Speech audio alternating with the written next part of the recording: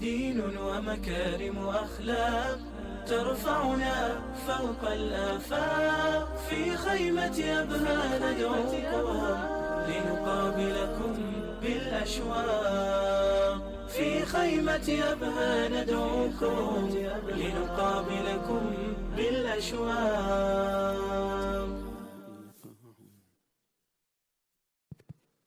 بسم الله الرحمن الرحيم. الحمد لله رب العالمين، وصلى الله وسلم وبارك على نبينا محمد وعلى آله وصحبه وسلم تسليما كثيرا. حياكم الله في هذه الليلة المباركة من ليالي هذه الخيمة المباركة. حياكم الله وأحياكم، والتحايا مفاتيح القلوب. حياكم الله إذ حضرتم وشرفتم وآنستم وأكرمتم إخوانكم بالحضور. وحيا الله شيخنا ودكتورنا الفاضل وشاعرنا الدكتور الشاعر عبد الرحمن بن صالح العشماوي في هذه الليلة المباركة، وكتب الله أجره ورفع الله قدره على هذه الخطى المباركة. هذا الرجل الذي سخر شعره لقضية مهمة، لقضايا أمته وقضايا دينه وعقيدته. نرحب به هذه الليلة أجمل ترحيب، فحياه الله وحياكم. سلمك الله، بارك الله فيك أخي الكريم. شكر الله لك وشكر الله للإخوة الكرام وللمنظمين لهذه الخيمة المباركة، خيمة أبها التي عهدناها كل عام وهي تشرق وتزداد إشراقا، ونسأل الله أن يوفقنا أنا وأنت في هذه الليلة لتقديم ما يفيد الإخوة وتنشرح له صدورهم إن شاء الله تعالى. الله يحييك يا شيخ. حياكم الله جميعا. شيخنا الفاضل، من القضايا المهمة في شعرك بارك الله فيك منذ يعني بدايتك أنه كان موجه، شعرا موجها، له هدف، له رؤية، له قضية يسعى لها. ونحن في زمن تلاطمت فيه القضايا وأصبح من يقول ما يشاء. كلمة توجهها للجيل الصاعد من الشعراء الذين يحملون هما ويريدون تطوير يعني مهارتهم الشعرية. بارك الله فيك. بسم الله والحمد لله والصلاة والسلام على رسول الله وعلى آله وصحبه ومن والاه. أولا أحيي الإخوة جميعا بتحية الإسلام، فالسلام عليكم ورحمة الله تعالى وبركاته. وعليكم السلام. ثم إنني أعبر عن سعادتي بهذا اللقاء الطيب المبارك. أما فيما يتعلق بالشعر فهو كلام كغيره من الكلام، إنما كما قالت عائشة رضي الله عنها: الشعر ضرب من الكلام، حسنه حسن وقبيحه قبيح، فهو ضرب من الكلام. والإنسان المسلم في الأصل يربى على أن يستخدم الكلمة الطيبة في موقعها المناسب، ولهذا الكلمة الطيبة صدقة كما تعلم. وأيضا يحمل الكلمة التي تحمل رسالة، سواء كانت نثرا أم كانت شعرا، كل ذلك يستوي في ميزان القيم وفي ميزان الرسالة التي يؤديها الإنسان المسلم. وهذا هل هو بسببي أنا ولا عندكم؟ لا سيزول إن شاء الله. طيب إذن عالجوا. الحقيقة هي تعتمد على جانب تربوي مهم، كيف نربي أبناءنا وبناتنا على أن تكون أمورهم كلها في خدمة هذا الدين أصلا، لأن الله خلق الإنسان لعبادته، وقل إن صلاتي ومحياي ومماتي لله رب العالمين. يعني لاحظ: ومحياي ومماتي، كل ما يتعلق بالحياة هو لله أصلا. فإذا نشئت الأجيال على هذا شعر كل إنسان منا بالمسؤولية الكبيرة، وكل في مجاله كما تعلمون، وهذا رأيناه واضحا في سيرة الرسول صلى الله عليه وسلم وسيرة أصحابه الكرام. ورأينا كيف أحاط بالرسول عليه الصلاة والسلام مجموعة من الرجال الأفذاذ من تلاميذ محمد صلى الله عليه وسلم، ورأينا كل واحد يقوم بدوره في مجاله. بل ورأينا جانب الشعر جانبا بارزا في المجال، ولم يكن جانبا يعني ضعيفا أو عاديا، لا، كان جانبا كبيرا، بدليل أن حسان رضي الله عنه هو الوحيد من الصحابة الذي أخبره الرسول صلى الله عليه وسلم بأن روح القدس يؤيده. وهذا دليل على أن الكلمة ذات وقع كبير في نفوس الناس، ولا بد أن يدرك كل شاب أو شابة يملك قلما يمكن أن يسطر حرفا واحدا، شعرا كان أم نثرا، لابد أن يدرك إدراكا كاملا أنه مسؤول عن هذا الحرف، وأن هذا الحرف يجب أن يكون معبرا عن ضمير عام وليس عن أشياء شخصية. طبعا لا شك أن الشعر هو تعبير عن مشاعر الإنسان، لكنه في تعريف من التعريفات الجيدة هو التعبير عن وقع الحياة والكون والإنسان على وجدان الأديب، تعبيرا ينبثق من التصور الإسلامي للكون والحياة والإنسان. فالشاعر يمكن أن يصف الطبيعة، لكنه يصفها من خلال هذا التصور. ممكن أن يتحدث عن همومه الخاصة، لكنه يتحدث عن ذلك من خلال هذا التصور. قبل أيام تواصل معي أحد الشباب الشعراء من الناشئين، وأسمعني أبياتا كانت مغلقة باليأس والقنوط. وأنا أقول لكم أيها الأحبة، ترى قضية اليأس والجزع التي تحيط بنفوس شبابنا في هذه المرحلة تراها مسألة انعكاس للواقع، ولهذا يجب أن نتعهد أنفسنا وأن نتعهد هؤلاء الشباب، لأن ترى الروح الشابة روح فيها نوع قدر كبير من الشفافية ومن الرقة، وأيضا من عدم الإدراك لما يدور في هذه الأحداث وما وراءها، فقد يصاب باليأس والقنوط. فلما انتهى قلت له: نظمك جميل، الإيقاع يعني الوزن سليم، تركيب الكلمات جميل، لكن الظلام الدامس في هذه الأبيات ليس جميلا، وليس هو من عملك أنت، لأنك أنت شاب مسلم، أنت شاب مسلم تعلم أن المسلم لا ييأس، وأنه لا يجزع، وأنه لا يقنط. طبعا يحزن، يتعب، ربما يراوده حتى إذا استيأس الرسل، يعني أحيانا وظنوا أنهم قد كذبوا ربما يراودوا، لكنه يتوقف مباشرة عند قيمة عظيمة يجب أن نزرعها في نفوسنا ونفوس أبنائنا وبناتنا، ألا وهي قيمة اليقين بالله. ولهذا أنا قلت، هذه بيت قصيدة قديمة لي يعني قلتها وأنا في بداية الجامعة، أخاطب فيها أختي، أختاه يفقد هذا الكون معناه إذا المهم أقول فيها: إذا وصلنا برب الكون أنفسنا فما الذي في حياة الناس نخشاه. هذا المعنى هو الذي يجب أن يتدفق إلى أعماق قلوبنا نحن المسلمين.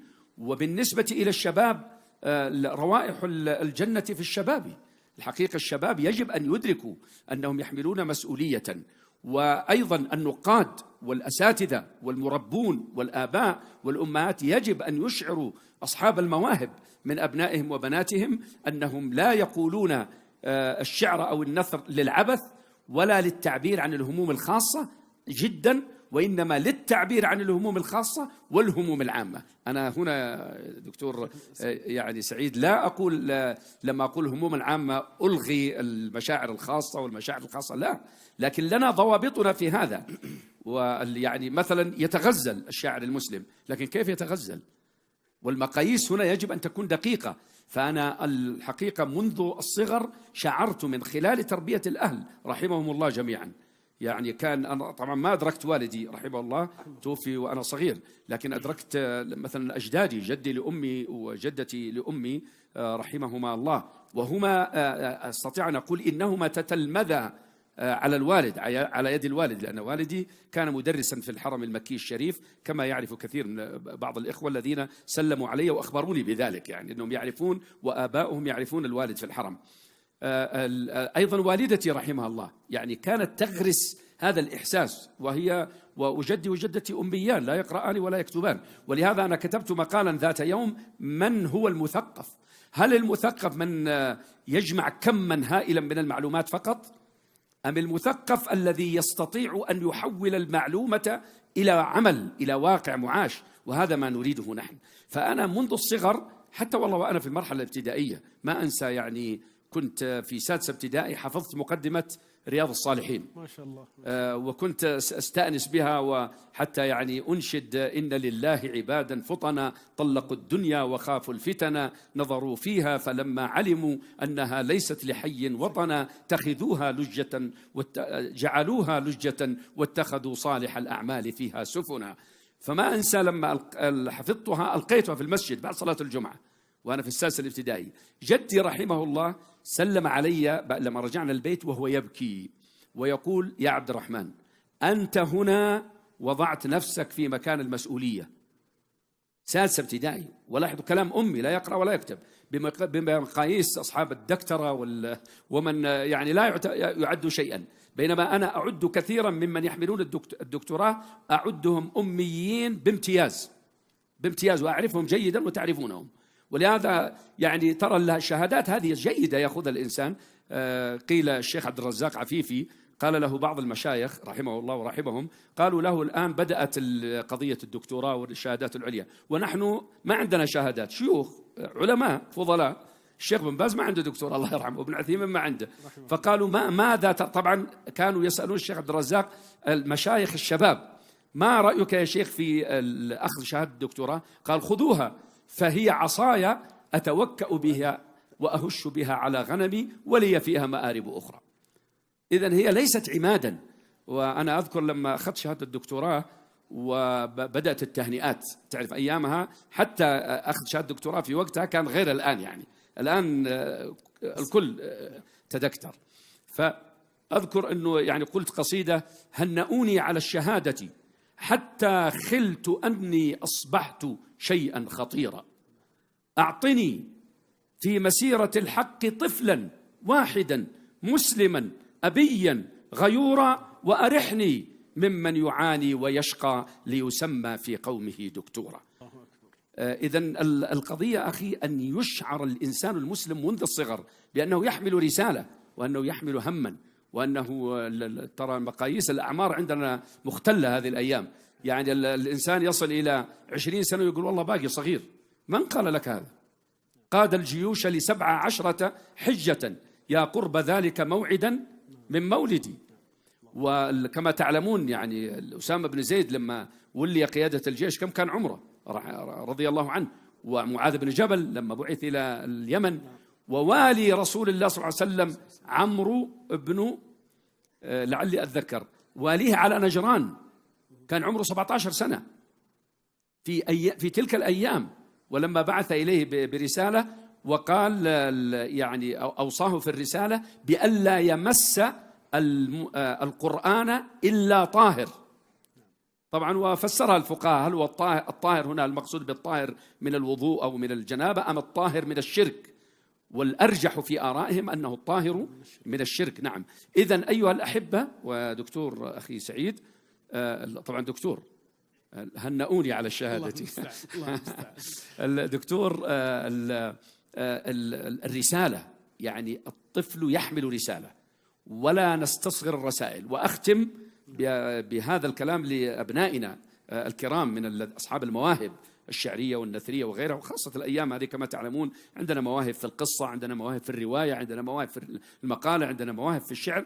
أقول لكم والله أيها الأحبة ما زلت أذكر لما صلينا الفجر في مسجد القرية، وجدي كان هو المؤذن رحمه الله، ثم انطلقنا أنا وإياه وأخي طاهر أصغر مني إلى الشعب لنبدأ بسقي المزرعة بالثانية. فطبعا كنا نسبق الشمس إلى الشعب، يعني لا تأتي إلا بعدنا دائما. فوصلنا إلى الشعب فإذا بالشعب مهرجان من العصافير، تعرفون تغريد العصافير في الأشجار فعلا تصم الآذان. فأذكر أن جدي سألني، أنا طبعا في أيامها كنا في بداية المرحلة، الدكتور يعني الله الغامدي نسيبنا وصديقنا موجود هنا، وهو زميلنا في المعهد العلمي في الباحة، لكنه ذهب إلى الجغرافيا ونحن ذهبنا إلى اللغة العربية. فأذكر أننا في أولى متوسطة يعني أولى المعهد ذهبنا في الشعب، لما وصلنا وسمعنا هذه الضجة العصافيرية إذا صحت العبارة البديعة الجميلة، قال لي جدي أنا يخصني، تعرف المعهد العلمي لما يدخل الإنسان معناه أنه سيكون ممتازا في اللغة العربية وسيكون ممتازا في العلوم الشرعية، ما فيها كلام يعني هذا. فقال لي يا عبد الرحمن ماذا تقول العصافير؟ فقلت أنا تغرد، طبعا متفنن داخل المعهد. فقال لي لا عارفين أنها تغرد، غير قلت تشقشق يعني أصوات العصافير. قال لي لا نعرف أنها تشقشق ونعرف أنها حتى الدجاجة الله يرحمه يقول لي تشقشق لما تقعد الدجاجة تصوت يعني. لا ماذا تقول العصافير؟ قلت والله هذا المعروف يعني في لغة العصافير يعني. فقال لا يا عبد الرحمن العصافير تسبح الله. افطن يا بني ألا تكون العصافير أفضل مني ومنك عند الله. رسالة ما أنساها أبدا والله. ما أيها الأحبة هممت، تفاعلت مع موقف وهممت أن أقول شيء من الشعر إلا وتذكرت هذا رأسا. إذن هي تربية وهي رسالة عظيمة، ورسالة لا يستهان بها في القرن العشرين ولا في القرن الأربعين، ما يستهان بها أبدا.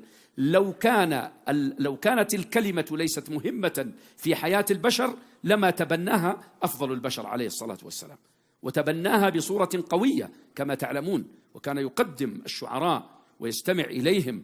وكانت عائشة رضي الله عنها تروي له كثيرا من الشعر، وتقول عائشة: أحفظ للبيد بن ربيعة 1000 بيت من الشعر، وإنه أقل ما أحفظ لغيره من الشعراء. أبو بكر الصديق راوية من كبار رواية الشعر. عبد الله بن عباس، تدرون أن عمر بن الخطاب كان ناقدا للشعر ومتذوقا له، فكان يحب أن يستمع إلى شعر العرب من عبد الله بن عباس. تذكرون القصة لما كانوا في سفر فقال لابن عباس: يا ابن عباس أسمعني لشاعر الشعراء. فقال له عبد الله: ومن شاعر الشعراء؟ قال: زهير بن أبي سلمى. هذا كلام عمر. قال: لاحظوا هنا التلميذ: وبما جعلته شاعر الشعراء؟ لماذا هو شاعر الشعراء؟ قال: لأنه كان لا يعاضل في كلامه، لا يتداخل كلامه في بعضه، كلام مستقيم، ولا يأتي بوحشي اللفظ، العبارات الفجة، ولا يمدح أحدا إلا بما فيه.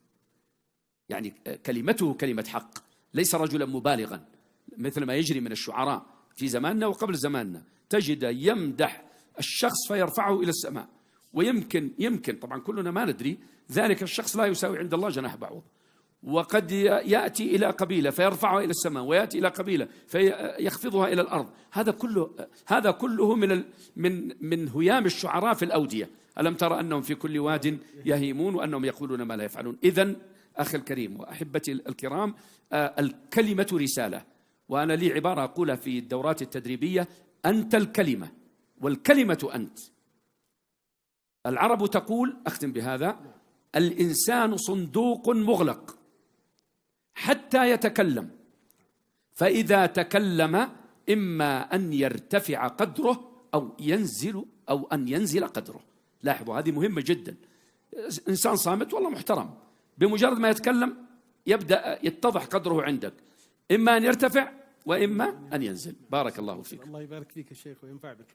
الحقيقة فيه طلبين يا شيخنا الله يحفظك، ونريد أن تكون الليلة يعني بقدر حبنا لك وإجلالنا لك الله يحفظك أن تكون يعني مريحة. هناك طلب من الإخوة الحضور عند الرجال، وأحد الأخوات الداعيات كذلك طلب الطلب، لكن لعل طلب الإخوة الحضور أجبت أنت على شيء منه، ولعلي أذكر ببعض أبياتك الله يحفظك، ونحن يعني نرددها دائما ما شاء الله، وندعو لك والله بها. الله يحفظك. قلت يوما قالوا أرح عينيك، واعذرني من مثاقفتي أمامك الله يحفظك. لا أبدا، ما أسعد الله بك. يحفظك جزاك خير. قالوا أرح عينيك من طول السهر، وأرح فؤادك من أنينك والضجر. قالوا أقم للشعر مملكة بها من كل غانية منعمة أثر، وارسم لنا من جسم ليلى صورة تتناغم الألوان فيها والصور. بارك الله فيك. فرديت عليهم. ماذا رديت يا شيخ؟ الله يحفظك ويبارك فيك. هي هذه القصيدة كتبتها في أبها. حقيقة أنا كنت في أمسية شعرية في أبها، وألقيت في تلك الأمسية قصيدة، اسمح لي أن ألقيها. تفضل. الله عنوانها جنوبية العينين. هذا الكلام ما ودي والله أعلم. تفضل يا شيخ. الله يعني يمكن في حدود 30 سنة يعني، الله فقط يعني ثلث قرن يعني. الله المستعان. فأذكر كنا في نادي اسمه نادي الوديعة. نعم. طبعا تغير الآن، أصبح نادي أبها. أصبح نادي أبها. نعم. والأمسية كانت في النادي.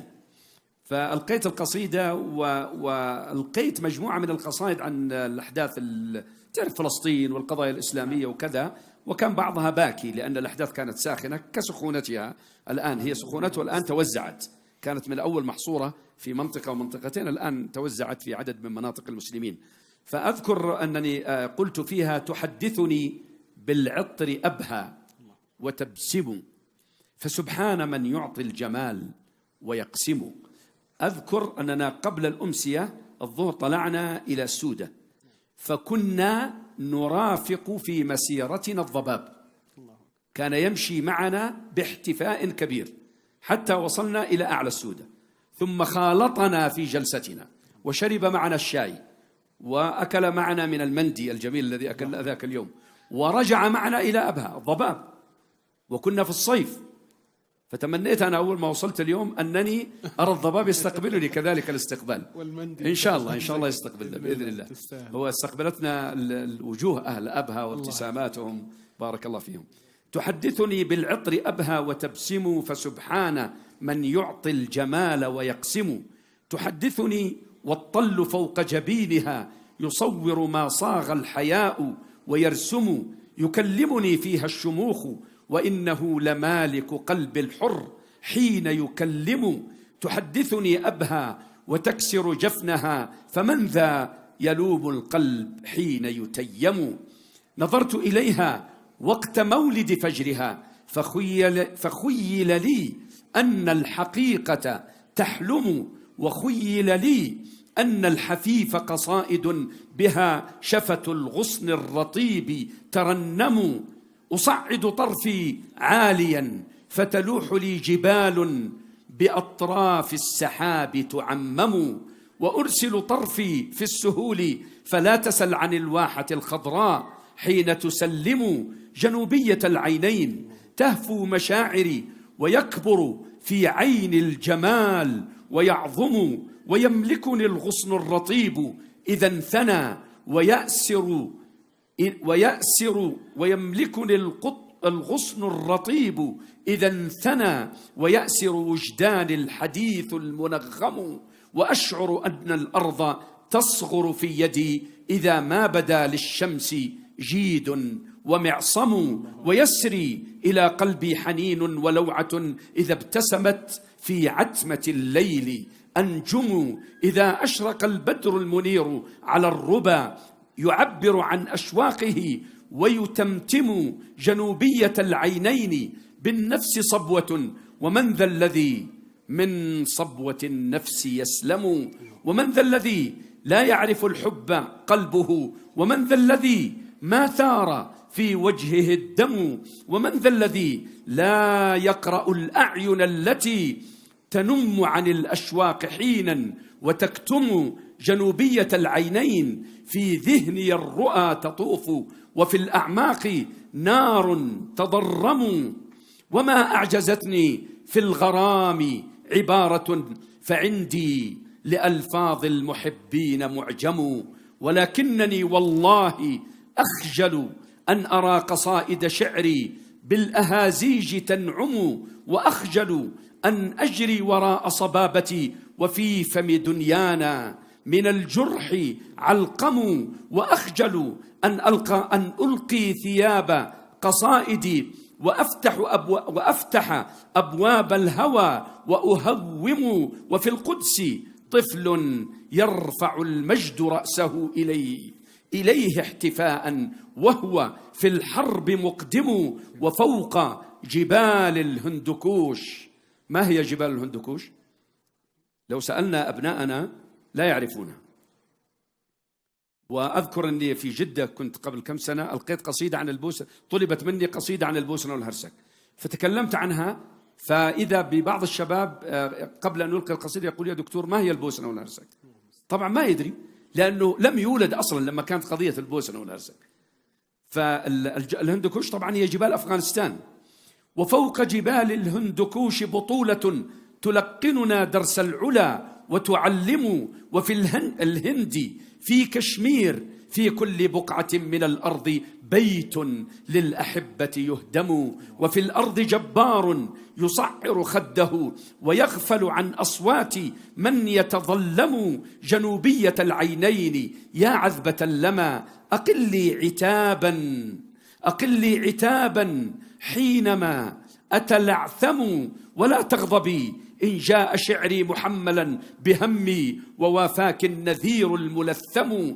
أأله بأوصاف الغرام وأمتي بألف خطام في المحافل تخطم. تسابق في درب الخضوع خيالها وعن كل معنى للبطولة تحجم جنوبية العينين. قولي لمن سعى وراء خطار المغريات يهمهم، ومن ظن أن المجد مال ومنصب ومشرب لهو في الحياة ومطعم. وقولي لمن سارت خطاه إلى الردى وفرط في جنب الإله ستندم جنوبية العينين. لست مكابرا ولكنني يا عذبة الصوت مسلم غيور على ديني، فخور بمنهجي، محب لأوطان العقيدة، مغرم أسافر في درب الأسى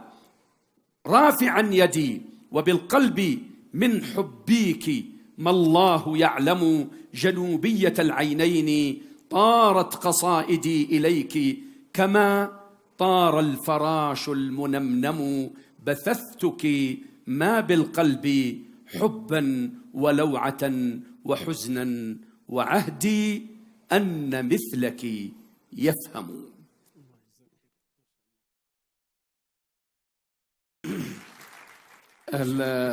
الدكتور والكلام الإخوة جميعا، طبعا هذه ألقيتها في الأمسية، وألقيت قصائد الحقيقة باكي عن الأقصى وكذا. فالإخوة الذين سلموا علي من الشباب قالوا يا دكتور جزاك الله خير، والله اليوم بكيت وأبكيتنا. وحتى لما جاءت جنوبية العينين ظننا ستكون خالصة للغزل والأشياء اللطيفة، فإذا بها مدموجة بالألم والأسى. فمتى نسمع منك قصيدة يعني كلها عن وجه ليلى وقامة ليلى وشعر ليلى وابتسامة ليلى وشيء من هذا الكلام قالوه لي، قلت لهم على أي حال اعذروني، انتهت الأمسية الآن. أنتم هذا السؤال غرستم به شتلة قصيدة في داخلي، فإن نبتت هذه الشتلة وتعهدتها بالسقاية وأثمرت فأبشروا بها ستسمعونها. طبعا كنت اليوم التالي الصباح ذاهب إلى جازان، كان عندي أمسية في المساء، وذاهب برا. في طريقي أول ما انطلقت من أبها بدأت قصيدة التي ذكر منها الأبيات أخي الدكتور سعيد. هذه القصيدة عنوانها عفوا بني قومي. وسبحان الله أيها الأحبة كتبتها في لحظة انفعال بما قال الشباب. والشعر سبحان الله طبعا هو درجات، ترى لعلمكم، يعني الشاعر شعره درجات. يعني أحيانا إذا كانت مشاعره متوهجة تكون القصيدة متوهجة، والعجيب أن ذلك يظهر في المتلقي.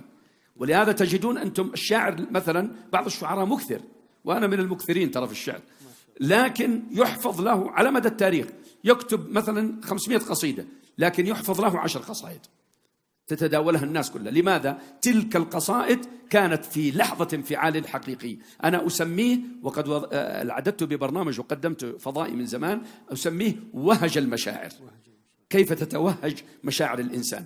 فلما سألني الإخوة هذا السؤال شعرت بشيئين لا أكتمكم، يعني يمكن ما قلت كثيرا. الشيء الأول أنني شعرت بمشاعر هؤلاء الشباب. طيب هم طبعا يقولون أنت شاعر وتملك الكلمة وتعبر، فلماذا لا تعبر عن مشاعرنا؟ نحن شباب نحب الغزل، نحب الأشياء اللطيفة، أو كما يقولون بين قوسين الوناسعة كما يقولون، فلماذا لا تعطينا حقنا؟ فوالله شعرت بمسؤولية نحوهم، لكن من جانب آخر شعرت أن عندنا مسؤولية أكبر، وهذه المسؤولية الأكبر ما أستطيع الحقيقة أتجاهلها. فكانت هذه القصيدة أقول فيها قالوا أرح عينيك من طول السهر، وأرح فؤادك من أنينك والضجر. قالوا أقم للشعر مملكة بها من كل غانية منعمة أثر، وارسم لنا من جسم ليلى لوحة تتنافس الألوان فيها والصور، وازرع لنا في كل حرف واحة فيها الندى يهمي فينتعش الشجر. لقن نجوم الليل أغنية الهوى، واسكب رحيق العشق في أذن السحر. أثخنت شعرك بالجراح كأنما تسعى إلى تغيير ما صنع القدر. هذا هو الأقصى ملأت قلوبنا حزنا عليه، ولم يزل قيد النظر. هذه ربى لبنان، أيامها الحرب لبنان، أمحل روضها، فهل استعاد الشعر منها من دثر؟ هذا الخليج، إيران والعراق، هذا الخليج مضرج بدمائه، أترى القصائد سوف تجبر من كسر؟ أتريد أن تحيي رفات إبائنا بالشعر أو ترقى إليك بمن حدر؟ خدر مشاعرنا بأنغام الهوى فلقد تعودت النفوس على الخدر. عفوا بني قومي، فلست بشاعر يملي على الكلمات أمزجة البشر. هذه جراحكم التي أصلى بها، أشدو بها شدوا يخالطه كدر. سأظل أعزفها على وتر الأسى حتى أرى في الأفق تلويح الظفر إن شاء الله. من أين تبتسم القصائد في فمي والحزن يملأها بأصناف العبر؟ أنا لست زمارا إذا نادى الهوى لبى، وإن نادى منادي الحق فر. أنا لا أريد لأمتي في دربها إلا سموا عن مهازل من كفر. أنا لا أريد لأمتي إلا مدى رحبا وبعدا عن مضاجعة الحفر. أنا أيها الأحباب قلب نابض، أنا لست تمثالا ولا قلبي حجر.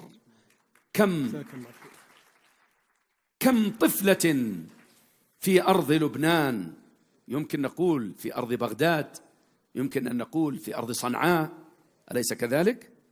كم طفلة، وفي سوريا طبعا، في أرض لبنان اشتكت يتما، وكم عين مدامعها مطر. أو ما ترون يد الحوادث لم تزل فوق الرؤوس تدق ناقوس الخطر. أو ما ترون الليل يغمر أمتي لا نجمه غنى ولا رقص القمر. أو ما ترون الأقربين استخدموا فينا سلاحا ليس يبقي أو يذر. كم غادة تبكي على العرض الذي لعبت به أيدي قراصنة البشر. لو أنني سخرت شعري للهوى لجعلت صخر الحب في أرضي مدر، وجعلت إعراض الصبايا رغبة، ولويت بالإصرار أعناق الحذر. وبنيت من شعري لكل مليحة قصرا من الأشواق فيه لها مقر. لكن لي قلبا إذا سليته ألوى العنان وراح يخفق بالضجر. هاتوا فؤادا لا يحس بما جرى، هاتوا عيونا لا يؤرقها السهر، وخذوا أرق الشعر مني واسمعوا أخبار من وصل الحبيب ومن هجر. لا تطلبوا مني اغتيال مشاعري، لا تمنعوني من مواصلة السفر. لا تسألوا عن طعم حزني إنه كالصبر، بل هو من مرارته أمر. لا تسألوا عن نار حزني إنها سقر، أما تدرون ما معنى سقر؟ عفوا بني قومي، فإن قصائدي جسر إلى أمل قريب منتظر. أدعو إلى الإيمان دعوة شاعر شرب الأسى من أجلكم وبه انصهر. بيني وبين الشعر عهد صادق أن نجعل الإسلام مبدأنا الأغر. الله يجزاك خير، ونسأل الله أن يثبتنا وإياكم. نسأل الله أن يفتح عليك وأن يشرح صدرك ويجزيك عنا خيرا. جزاك الله خير. الحقيقة بيني وبين الشعر عهد صادق أن نجعل الإسلام مبدأنا الأغر. هذا ميثاق ودستور حياة بالنسبة للشعراء، لا سيما والأمة تمر بظروف صعبة عظيمة جدا. الأمة يعني تلملم شتاتها يمينا ويسارا، وأعداء الأمة يتربصون بها كل تربص. فما أحرى بنا كشعراء وكمفكرين وككتاب وكأكاديميين وحرفيين أن يكون لنا هم واحد يتوجه إلى قضية كبرى نخدمها جميعا، ألا وهي قضية رفعة هذا الدين ورفعة هذا البلد والذود عن حياضه. حقيقة لبينا طلب يا شيخنا الله يحفظك ويطيل في عمرك على الحق، لبينا طلب الإخوان الذين طلبوا هذا، ولعل هناك طلبا من الأخوات لتكون الليلة فيها يعني مداخلة. سافرت أنت ذات يوم وركبت الطائرة، لعلك عرفت ما أقصد يا شيخ. أكيد ركبت الطائرة كثيرا. نعم الله يجزاك خير. الله يكفيك شرها يا شيخ ويفتح عليك. اللهم آمين. جلست بجانبك امرأة كانت تلبس حجابا عليها سيماء الخير، ثم بعد أن أقلعت الطائرة تغير هذا كله. لم يعجبك هذا المنظر، لا سيما والكثير يعيش هذه الازدواجية هذه الأيام. فإن الله تبارك وتعالى الذي في هذا البلد هو الله الذي في كل مكان. الله تبارك وتعالى مطلع على النوايا وعلى القلوب وعلى كل شيء. كان هناك حوار نتج عنه قصيدة اسمها الازدواجية. لعلنا نسمعها بطلب من الأخوات. الله يحفظك. بارك الله فيكم.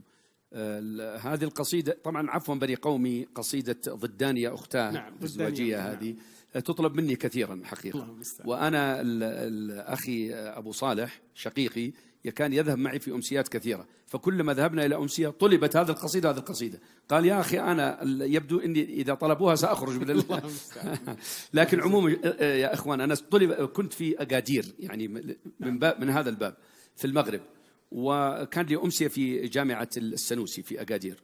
فالحقيقة فوجئت أنا أنه الجمهور يطلب قصيدة عفوا بني قومي، فألقيتها. ثم وقف أحد الدكاترة يعلق وقال يا دكتور أنا أريد أن أعلق بعد أن لقيت قصيدة عفوا بني قومي، لماذا طلبناها؟ فلاحظوا والله لما كتبتها يعني علمتكم أنا بقصتها، يعني كنت مسافر من أبا إلى جازان، في السيارة بدأت مع القصيدة، وصلت جازان وقد انتهت، لكني شعرت أنني لما قلت البيت الأخير بيني وبين الشعر عهد صادق أن نجعل الإسلام مبدأنا الأغر، شعرت أنني عبرت عما في داخلي، وفي لحظتها والله وإلى الآن وإلى غد وأدعو لي وأدعو لكم أسأل الله الثبات إلى أن نلقاه سبحانه وتعالى. فشعرت أنني كأنني يعني لما قلت البيت نفثت ما بداخلي في هذا البيت. فإذا بالرجل دكتور وأستاذ في النقد الأدبي هناك، وإذا بيتكلم عن البيت الأخير ويقول يا دكتور أنا أحب أن أعلق، أنا يدرس هذه القصيدة يقول للطلاب عندنا أدرسها في النقد، لأنها تشتمل على عدة أشياء. كلامه هو تشتمل على الجانب التصويري، تشتمل على رقة القافية وحرف الراء والحركة القصيدة، تشتمل على المزاوجة بين المشاعر الخاصة والتعبير عنها والمشاعر العامة والتعبير عنها، ترسم صورة لمأساة القدس، لمآسي المسلمين. ثم في الأخير الخلاصة تقول لنا أيضا ترسم التحدي، قالها بالنص، قال ترسم تحدي الشاعر الإسلامي أنه يستطيع أن يتغزل. لو أنني سخرت شعري للهوى لجعلت صخر الحب في أرضي مدر. طبعا كلام شعراء لعلمكم يعني لا يمكن الصخر أن يصير مدر حتى لو كسروه مثل ما يكسرون الجبال الآن، يبقى شظايا يعني، لكنه في الشعر ممكن يعني. فهذا يعني طلبت من القصيدة هناك. ضدان يا أختاه طلبت فيني في الأمسية نفسها هناك في أكادير. طيب لماذا؟ حصل موقف معين شبيه موقف الطائرة، لكن لمجموعة من الفتيان والفتيات طلاب الجامعة كانوا في الأمسية. طبعا القاعة كانت كبيرة مثل قاعتكم المباركة هذه، فرأيت أنا مجموعة من الشباب جالسين في زوايا من القاعة مع بعضهم، يعني شبان وشابات وزملاء، فأنا في المسرح أرى الجميع طبعا، فكنت أرى بعض ما لا يعجبني، فأنا في نفسي قلت يعني لا يمكن يسكت على هذا، يعني أنا سألقي قصائد وقيم ومبادئ، لكن كيف يتأتى لي الأمر؟ ماذا أقول؟ ماذا أصنع؟ يعني بالضبط مثل ما تحيرت في شأن الأخت في الطائرة. ثم بدأ لي في الأخير أن أكون صريحا، وتحدثت عن كرم أهل تلك الديار، وقلت والله إنني أعلم أنكم من أكرم الناس وأفضل الناس، وفعلا في الكرم والحقيقة يكرمون الضيف كرما عجيبا، ولا يمكن أن يتمنى الضيف عندكم شيئا إلا وتلبونه، وكلما قلت شيء من هذا الكلام يصفقون إعجابا وهو كلام صحيح الحقيقة. قلت وضيفكم هذا المتواضع الجالس أمامكم له طلب صغير جدا فأرجو أن يلبى. طبعا استعداد واضح أنه يلبى الطلب، فطلبت أن يبتعد الشباب والشابات عن بعضهم ويتوزعون في القاعة، فتم الأمر كما أردت هكذا تلقائيا يعني. وطلبت قصيدة ضدان يا أختاه بعد ذلك، وكان دار حولها حوار الحقيقة، يعني دار حولها حوار. أحد الإخوة علق وقال يا دكتور أنا أرى أنك تدخلت في حرية الأخت الشخصية، فهي من حقها تلبس عباءة ما تلبس عباءة. تعرفون هذا فكر موجود أصلا، وهو موجود في هذه الأيام بقوة يعني وبعنف. فقلت له يا أخي نحن لسنا ملائكة، كلنا نخطئ وكلنا نصيب، ولسنا نحن بشر، لكن عندنا خطوط حمراء وعندنا قيم ومبادئ يجب أن نتخلص منها. هذه القصيدة كنت في عام 1412 مسافر من الرياض إلى أمريكا، وكان عندنا أمسيات في مجموعة من الولايات ومشاركة في مؤتمر كان يعقد في أمريكا.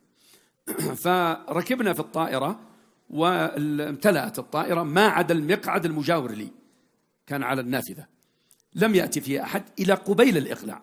حتى أحد الإخوة قال لي، كنت يمزح معي يقول كنت ما زلت أدعو أن يأتي شخص يغثك لأنها 12 ساعة طويلة، فيمزح معي يعني. قلت لا إن شاء الله إن معي ربي سيهدين. أنا يوم خرجت من البيت قرأت الأذكار وأعوذ بكلمات الله التامات من شر ما خلق فلن يأتي ما يضرني إن شاء الله.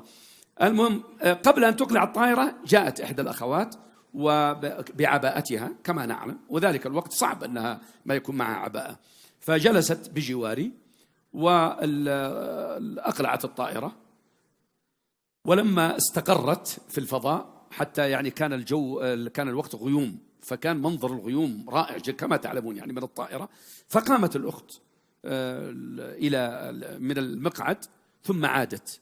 لا أكتمكم والله لما رأيتها عندي عادت كدت أقول لها لو سمحتي ترى هذا مقعد لواحدة أخرى يعني ليس لك. مختلفة تماما، لا عباءة لا غطاء رأس، في غاية الأناقة والتجمل. وغير ذلك طبعا اللبس كان قصير، وغير ذلك أفعمت الطائرة بالعطر فجلست. طبعا لما جلست الحقيقة أنا تألمت في داخلي، تألمت لأن يعني مهما كان يعني البنت مسلمة ومن بلادنا ومثل واحدة من أخوات الواحد أو بناته، وفي خطأ موجود، فكيف أنبه إلى هذا الخطأ؟ فخيرت نفسي بين أن أنصح نصيحة مباشرة أعطيها كل ما عندي اتق الله وخافي الله وهذا خطأ، وبين أن أحاورها. وحتى والله بدأت أرجح أن أعطيها النصيحة دفعة واحدة كما يقولون. ثم جاءت المضيفة بالعصير فناولتها العصير، أخذت العصير وقالت تفضل يا أستاذ عبد الرحمن. فأخذت العصير منها. أنا في نفسي مباشرة قلت لا، الآن حوار، انتهى الموضوع. النصيحة المباشرة هذه ما دام صار في يعني نوع من المعرفة وكذا، أخذت العصير وأخذته. فبدأت أنا أفكر كيف أبدأ، لأنه ترى أيها الأحبة كثير من الإخوة والأخوات وكلنا أصحاب أخطاء، أحيانا تحتاج أنك تحسن التأتي حتى تقنعه، حتى يسمع منك. تحتاج إلى، فأنا جالس حتى والله كنت أقول اللهم يا رب أعني على أني أبصرها بأن في خطأ موجود، وأن هذا الخطأ يعني أنا متأكد ما دام صنعت هذا هي مقتنعة بما صنعت الآن، لكن كيف أقنعها؟ في هذا الأثناء قالت لي الحقيقة أستاذ عبد الرحمن أنا سعيدة جدا وأني أكون بجوارك وأمام بجوار شاعر يعني لاحظ هذه السحب الجميلة، أكيد أني سأسمع مجموعة من القصائد، وترى أنا مسجل لك مجموعة من الأبيات عندي في الدفتر الخاص أتابعك وأقرأ لك، لكن اليوم إن شاء الله ودي أسمع نوع من الشعر، شوف الغيوم وجمالها وكذا. فأنا سبحان الله اجتهد مني، وجدت مدخل قلت نعم انظري إلى هذه الغيوم الجميلة، سبحان من خلقها وأبدعها وأبدع هذا الكون، سبحان من علم الإنسان ما لم يعلم فجعلنا أنا وأنت نطير فوق السحاب. هذه لولا أن الله علم البشر لما وصلنا إلى هذا. والله هذا هو الذي شرع الشرائع، هو الذي علمنا أمور الدين. طبعا يعني هي حست الدخلة هذه أن فيها كلام آخر، وراها شيء، هنا وراها شيء، فهي قالت يعني صحيح والله هذا ربنا سبحانه وتعالى ونحن نعبد الله ونحمده، مسلمة طبعا كما نعلم جميعا ونشكره وكذا، ولكن أنا والله ودي أسمع بعض القصائد الرقيقة. فقلت لها بصراحة أختي الكريمة أنا في جعبتي كثير من الشعر، لكن قبل أن أسمعك الشعر لابد أن تسمعي ما قبله من النثر.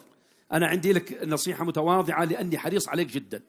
فهي راسا طبعا فاهمة، فهي راسا قالت أرجوك ترى أنا والله النصائح والمواعظ شبعنا فيها في الرياض، فيعني هذه رحلة ورحلة طويلة وأنا ودي أسمع منك شعر يعني. فقلت لها لكن لابد أنا لك حق علي، ولابد أنت لك حق علي الآن لا يمكن أن أقصر فيه.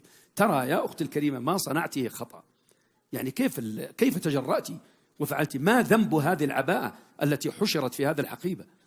يعني لماذا صنعت هذا؟ ثم الله سبحانه وتعالى أليس هو معك وليس هو المطلع عليك؟ وأنت تعبدين الله أم تعبدين البشر؟ فبدأ الحوار يعني بهذه الصورة.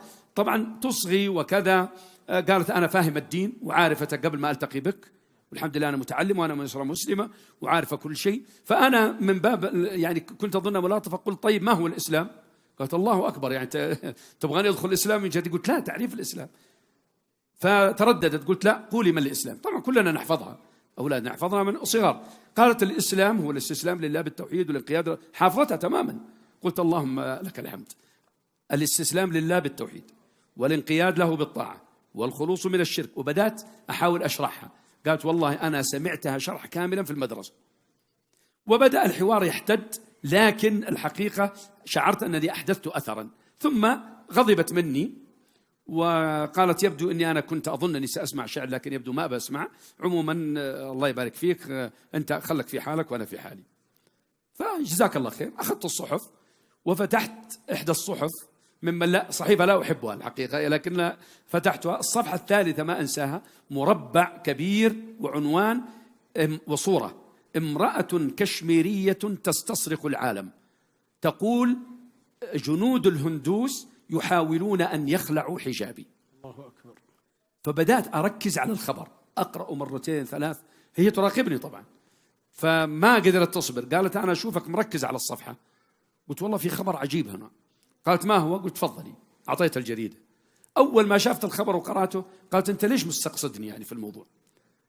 قلت من قال لك أنا مستقصد؟ قالت كيف تعطيني الموضوع؟ قلت طيب أنا طبعت الجريدة هذه، الحمد لله جريدة مطبوعة، لما لا تقولين أن الله قد ساق لك امرأة مسلمة من كشمير لتقول لامرأة مسلمة من بلاد الحرمين اتق الله؟ لما لا تقولين هذا؟ لما لا يكون الله بعث إليك هذه الكشميرية؟ امرأة في كشمير الجنود يحاولون يقتلونها، يهددون بالقتل أو تخلع حجابها وتأبى، وأنت بكل هدوء تقومين ثم تعودين وقد خلعت حجابك بدون ما يأمرك أحد ولا يقول لك شيء. فبدأ الحوار من هذا المنطلق. لن أطيل، طبعا القصة طويلة. وصلنا لم نصل والله يا الأحبة أمريكا، وهذا يعني كان من فضل الله علينا، حتى قامت فلبست عباءتها ورجعت كما كانت، ما شاء الله، باقتناع كامل طبعا. وكانت تلومني أنا وتلوم المشايخ، تقول أنتم ما تخاطبونا نحن الشباب وكذا، وتلوم الآباء والأمهات، تقول أنا أسافر مع أهلي برا مستحيل يقولوا لي تحجبي أصلا، ويرونني في كل الحالات ولا يقولون لي لا. لاحظوا كيف مسؤولية الآباء والأمهات. والمصيبة الكبرى أنها كانت ذاهبة إلى زوجها مبتعث في أمريكا. قالت وزوجي آخر مكالمة معه قال لي إياك أن تنزل المطار وأنت بالعباءة. هذا الزوج. قلت لها طبعا في أثناء الحوار، قلت يا أختي لا طاعة لمخلوق في معصية الخالق، وزوجك يرجعك من المطار ارجعي، لكن والله بإذن الله لتجدين من الله ما يسرك إذا فعلت هذا لله. وفعلا فيما بعد الرسالة جاءتني وهي موجودة قصتها في كتابي لا تغضب، القصة كلها. فجاءتني منها رسالة فيما بعد لما رأت القصيدة نشرت في جريدة الجزيرة، وقالت أبشرك أن أموري كانت على ما يرام، وأن زوجي في البداية تضايق، ثم قال كيف هذا؟ قالت والله أنا مستحيلة. قلت له هكذا يعني مستحيل أني أخلع. فسكت على مضض. وأبشرك أن زوجي الآن الحمد لله صلحت أموره وانتهت الأمور. في رسالة جميلة نشرت هذا الموضوع في كتابي لا تغضب، أقول فيها هذه العيون في القصيدة يعني كتبتها بعدها، هذه العيون وذلك القد والشيح والريحان والند، هذه المفاتن في تناسقها ذكرى تلوح وعبرة تبدو، عينان ما رنتا إلى رجل إلا رأيت قواه تنهد، وفم تداعبه ابتسامته فهو الوعاء وريقه الشهد. كلها فذلك مقدمة يعني كلام أي كلام ترى يعني. وريقه الشهد من أين أنت؟ أأنجبتك ربا خضر فأنت الزهر والورد؟ من أين أنت؟ فإن بي شغفا وإليك نفسي لهفة تعدو. عربية فسألت مسلمة؟ قالت نعم ولخالق الحمد. فسألتها والحزن يعصف بي والنار في قلبي لها وقد. من أين هذا الزي؟ لا عرفت أرض الحجاز ولا رأت نجد. هذا التبذل يا محدثتي سهم من الإلحاد مرتد. فتنمرت ثم انثنت صلفا ولسانها لسبابها عبد. قالت أنا بالنفس واثقة حريتي دون الهوى سد. فأجبتها والحزن يعصف بي أخشى بأن يتناثر العقد. ضدان يا أختاه ما اجتمعا دين الهدى والفسق والصد. والله ما أزرى بأمتنا إلا ازدواج ما له حد. جزاك الله خير. الله يبارك الله يحفظك يا شيخ. الحقيقة نحن يا ألبها والمصطافين سنذهب إن شاء الله نطلب الخطوط السعودية في وظيفة للدكتور، ما دام ان الله يبعد الشر به. جزاك الله خير. والله طيب، والله رواتبهم جيدة. نعم، تشتغل طيبة. كابتن الله يحفظك وترده يعني الله المستعان. الله يحفظك يا شيخنا. هناك بعض الطلبات الحقيقة السريعة. أحد الإخوان يقول: قصيدتك يا دكتور الرائعة، وأتمنى أن أسمعها من الدكتور: هل الهلال فكيف ضل الساري. أيوة، والله تسعدني جدا هذه القصيدة. جزاك الله خير. لكن مشكلتها أنها طويلة، وهي في مدح النبي صلى الله عليه وسلم، والنبي عليه الصلاة والسلام له حق علينا جميعا. فما أدري هل ما دامت طلبت ألقي بعضها يعني مثلا؟ نعم، بعضها إذا رأيتم ذلك الله خير. يعني نعم. لا بأس نلقيها. جزاه الله خير الأخ الذي ذكرنا بهذه القصيدة عن حبيبنا عليه الصلاة والسلام، اللهم صل عليه وسلم.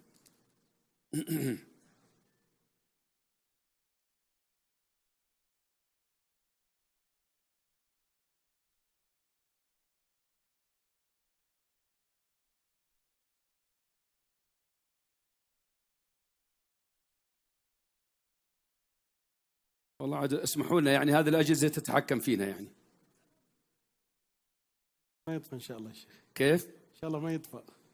لا ما يطفى، لا ما هذا، لكن هو لعلها موجودة. والله كأنها ليست هنا القصيدة. طيب ما دامت ليست موجودة. طيب يا شيخ. يقول: السلام عليكم ورحمة الله وبركاته. نريد منكم حفظكم الله مرثية الشيخ التي ألقاها الدكتور العشماوي عندما توفي الشيخ ابن جبرين رحمة الله عليه. رحمه الله. أيضا ليست معي والله. ليست موجودة. ليست قريبة. طيب جزاك الله خير. هذا السؤال يسأل يقول: هل هذه القصائد مطبوعة في دواوين وموجودة في السوق؟ نعم كل ما ألقيته موجود. عفوا بني قومي سينزل بها ديوان عنوانه عفوا بني قومي. عفوا بني قومي التي لم تنزل بعد في ديوان. أما الضدان يا أختاه وهذه كلها موجودة يعني. معظم القصائد. هل الهلال هو عنوان القصيدة عناقيد الضياء. عناقيد الضياء. نعم. وهذا لي ديوان اسمه عناقيد الضياء، ديوان موجود طبع في العبيكان، كل كتبي أنا طبعت عند العبيكان. جزاك الله خير. يقول فضيلة الشيخ: نريد أن نسمع منك حفظك الله كتبنا بالدم الغالي بيانا. يقول: فهي مما أثر في نفسي وغيرت في حياتي. الله أكبر. جزاك الله خير. موجودة يا شيخ. والله أرجو ذلك. أنا هذا أشوفه كذا لأنه يبدو أنه مليء.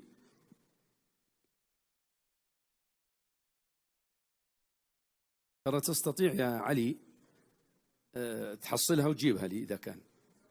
أي.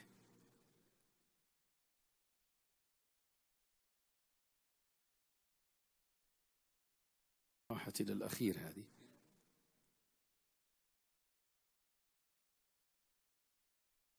هي منشدة طبعا، كتبنا بالدم الغالي بيانا. منشدة.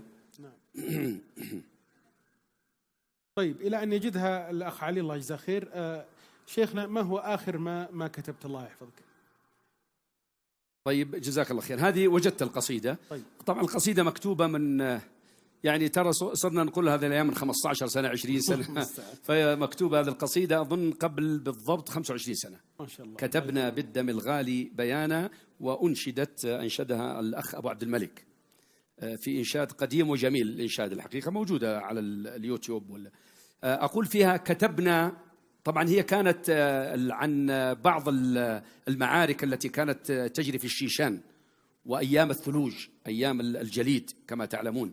كتبنا بالدم الغالي بيانا، نخبر من نحب بما دهانا، وننقل صورة عنا إليكم ترون بها الحرائق والدخان، ترون مدامع الأطفال لما يجمدها الجليد على لحانا، ترون نساءنا متلفعات بحسرتهن ينشدن الحنان، ترون شيوخنا عجزت خطاهم فما هربوا ولا وجدوا الأمان، ترون بيوتنا صارت قبورا وتحت ركامها دفنوا رؤانا، أحبتنا أعادينا قساة فلا تتعجبوا مما اعترانا، هم اختطفوا هدوء الليل منا ومن أجوائنا سرقوا شذانا، نلوذ بمن أرانا الحق حقا ومن بظلال رحمته احتوانا، أما والله ما نخشى عدوا يظل برغم قسوته جبانا. هرعنا هزمنا رفعنا للبطولة جانحيها، فسارت نحونا تحمي حمانا. وذوبنا الجليد بها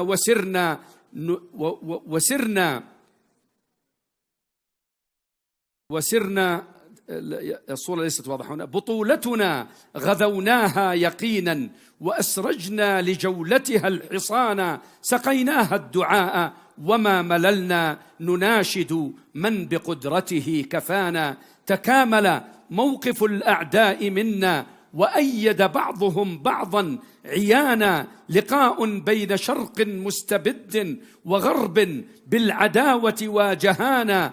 أحبتنا لنا حق عليكم، ومن عرف الحقوق رعى وصانا. أقمنا حجة الإسلام فيكم، وأحيينا الجهاد على ثرانا. بذلنا النفس للمولى، وطرنا بأجنحة الرضا لما دعانا. فماذا تبذلون لنصر دين وأعينكم بلا غبش ترانا. ألستم تبصرون دخان غدر، وإرهابا به الباغي رمانا. وما إرهاب هذا العصر منا ولا فينا، ولا هو مبتغانا. وما إرهاب هذا العصر منا ولا فينا، ولا هو من هدانا. دعاوى من عدو الله يرمي بأسهمها ليوقف مرتقانا. يفرق بيننا ويثير فينا خلافات يزيد بها أسانا. وكم من واهم في الأرض يحبو ويحسب أنه بلغ العنان. أما علم أنه بلغ العنان. أما علم المكابر أن فينا كتاب الله يمنحنا البيان. يضيء لنا الوجود، فنحن نبني على أضواء منهجه الكيان. نقول له وللدنيا جميعا بأن سوف نرعى من رعانا، وسوف نلقن الباغين درسا يعيد إلى المودة من جفانا. سنرهب بالجهاد طغاة حرب، ونمنحهم إذا صدقوا الأمانة. هذه القصيدة أنا طلبت مني قبل 2 وألقيتها، فلما ألقيت البيت الأخير قال يا دكتور ما زلت عند هذا البيت. طبعا هو يشير إلى التغير الذي حصل قلت الله أكبر. نحن لو لم نكن على يقين بما علمنا ديننا لكان الموت أحب إلينا من الحياة. على يقين والله لو جرف المحيط بيوتنا ورمت بنا خلف المحيط زوابع، لظللت أؤمن أن أمتنا لها يوم من الأمجاد أبيض ناصع، وهو قادم إن شاء الله. جزاك الله خير يا شيخ. أسأل الله سبحانه وتعالى في ختام هذا اللقاء أن ينفع بما قلت، وأن يرفع قدرك، وأن يعلي شأنك. فقد أمتعتنا وأطربت أسماعنا بألق الكلمة وجزالة اللفظ وعطر هذه الكلمات الجميلة. الحقيقة نشكر شيخنا في ختام هذه الأمسية الرائعة، ونتمنى منه أن يعود ويعود ويعود إلى أبها مرات عديدة وكرات مديدة. فالمنطقة ظمأة والله إلى مثل هذا الكلام الجميل. شكر الله لكم يا شيخ، ورفع الله قدرك وأعلى مكانتك، وجزاك الله عنا وعن الجميع خيرا. ننتقل أحبتي الآن إلى الخيمة الدعوية الأخرى. ابقوا مكانكم وحياكم الله. شكرا لك، الله يبارك فيك. شكرا لكم.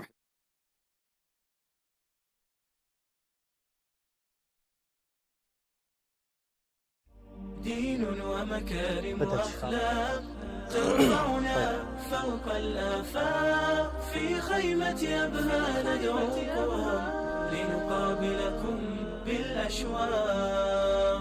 في خيمة أبها ندعوكم لنقابلكم بالأشواق. دين ومكارم وأخلاق ترفعنا فوق الآفاق. في خيمة أبها ندعوكم لنقابلكم بالأشواق. في خيمة أبها ندعوكم لنقابلكم بالأشواق.